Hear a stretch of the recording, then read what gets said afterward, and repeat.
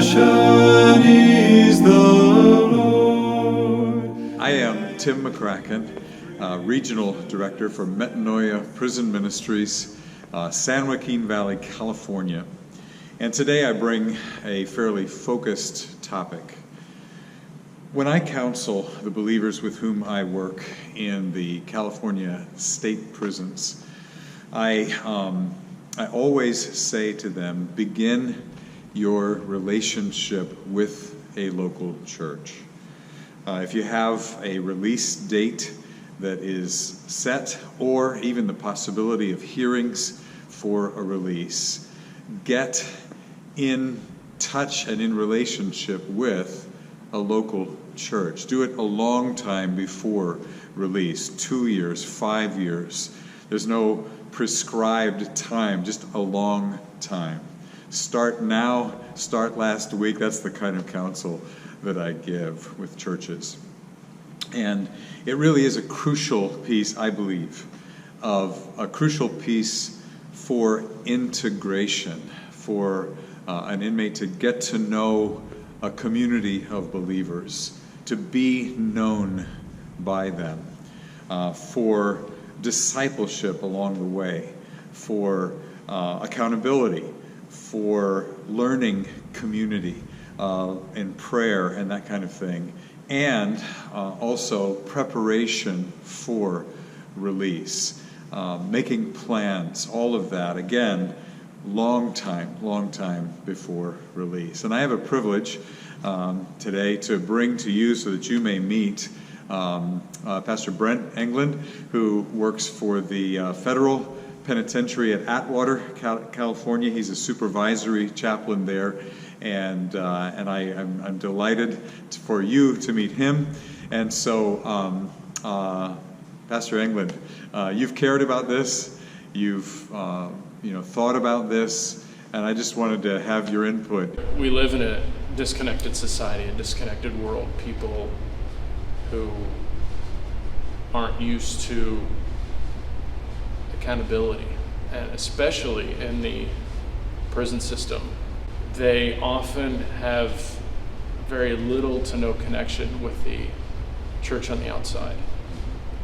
And so my goal, the Bureau of Prisons, specifically the federal prison system, is very big about reentry programs. What can we do? And you've seen this even recently in a larger political sphere like the First Step Act and things like that.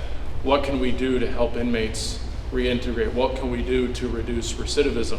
What can we do from the religious, theological background perspective? How can we use God's gifting and opportunities to encourage these men to find life and support on the outside? If an inmate, let's say, were to heed my counsel and contact a church, could you envision what that might actually be like? Let's say his release is targeted for 3 years ahead, but he's listened to Mr. McCracken's advice and he's contacted a church. Can you describe how that might go? I can speak to the federal system. There's been an update in policy where we are actually now able to encourage and support visitors, volunteers, community mentors. A volunteer can serve as a mentor for an inmate who is soon to release to the community. So we can have connection, we can have contact, we can have involvement between the volunteer and the inmate and the local church. They can receive information, they can receive support for possibly potential membership. I know in our circles it's a little odd to think of someone being a member of a church who's not attending the church, but boy, there's a huge opportunity for the churches to support and promote membership with inmates while they're incarcerated. You know, it's one thing to talk to an inmate while they're in the prison, hey, when you get out, go to this place. Right. You're kind of trusting them to follow up, but if they don't have that support on the outside, if they don't have that connection, they're going to fall off the face of the earth, so to speak. Yeah. So if we can promote or support or encourage that connection beforehand so that when they get out, they're not feeling like they're left high and dry, but they have someone there to support them and walk with them, man, that's going to make such a huge difference. Yeah. I think Christians can fall prey to the idea that, we want things to come easy, we want them to come quickly, and it takes investment, it takes time, it takes effort. Kingdom ministry is, Jesus spent time. It didn't just happen overnight. God is a God of process. He's a God of ministry. He's a God of being a part of the church. It's not just, he snaps his fingers and it's done. So it does take time. It does take effort. And